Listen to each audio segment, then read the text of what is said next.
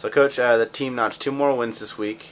Is yet to lose a set after its first 3 games. Are you starting to have to nitpick for areas of improvement? Yeah. Well, I don't know about nitpicking, but there's always areas to improve. We thought we improved on our blocking from Wednesday to Friday night. The Friday night we blocked a lot better than we did on Wednesday. Attacking, we always want to be attacking at a high clip, so we're always working on that. We're always working on passing. Yeah. Serving and passing are pretty much the lifeblood of our game, so we're gonna keep plugging away at that, and if it's nitpicking, great. Last Wednesday, you guys defeated Cal State Northridge, a team that knocked you guys out last year from the tournament and beat you in 17 straight matches. What was it like for you and some of the guys who've been on this team for a while to finally beat these guys? Yeah, I'm not gonna lie. There was a certain amount of gratification of beating those guys, but year to year, the most you really play a team is 3 times. So we were 0-0 going. This year going into the match with them, we're 1-0 against them, and we'll play them one more time later in the year, and hopefully we play well again and are able to win that match again. But it was great. We talked to the guys. I think we enjoyed it for about a half an hour, and then we moved on and got ready for Long Beach. Focus on the next one. All right, 2 more matches against ranked teams this week. UC Irvine and UCSD, who just upset Irvine to get into the top 15. They're both road contests, but with a veteran squad like this, is that really much of a factor at this point? On the road, sometimes it does present some issues, but for the most part, Irvine has been a cool place for us. We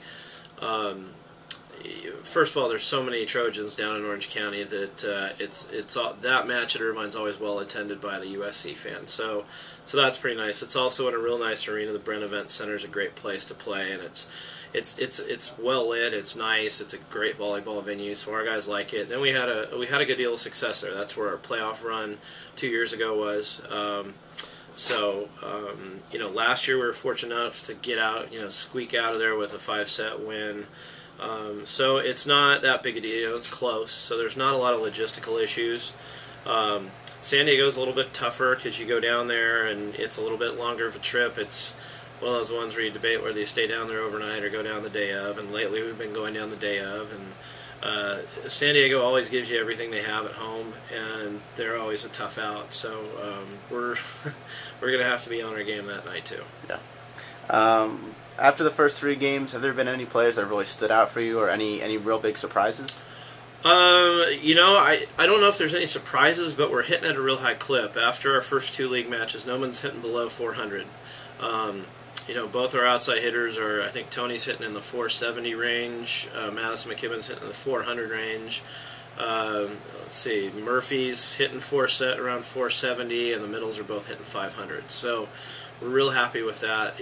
So we've been siding out very well. So even if our serving game's off or our blocking's off, we can always side out and keep scoring that way, and that puts a lot of pressure on teams to try to stop us, and a lot of times it forces teams to try to serve us tougher and forces them into making some errors, and hopefully we continue to do that. Yeah. Finally, there's a groundbreaking ceremony for the new athletic facility this week, and the Galen Center, home to you guys, your training facilities, is not even 5 years old. What is what your overall opinion of how that speaks to the accelerated development and investment of this athletic program? It's unmatched. It's those of us that are here that are part of the Trojan family understand what a great thing that is, and for us to continue to move forward and to never be satisfied with the status quo, and to always be pushing towards excellence is a pretty phenomenal thing to be around and be involved with. Mr. Hayden's come in and done some amazing things. Mr. Garrett got the ball rolling for this, and Carol Docker did a fantastic job at this building, and I can't imagine how nice the McKay Center is going to be, and we're thrilled that SAS is going to be there, so our student athletes are going to be spending some time in that building using that facility as well. So we're thrilled. I mean, when you come to school here, the kids are, they have the greatest of everything at their fingertips. So we're real excited about it. All right, thanks, Coach. Thank you.